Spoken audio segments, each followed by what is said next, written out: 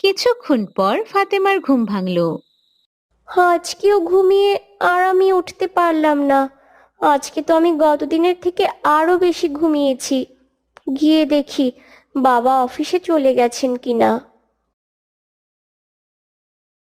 তোমার সৃজন মাঝে খুঁজি তোমায়, কাননে ফুলেরা হাসি স্নিগ্ধ। আসসালামু আলাইকুম মা। তোমার সৃজন মাঝে আজকেও আমার ঘুম থেকে উঠতে অনেক দেরি হয়ে গেল।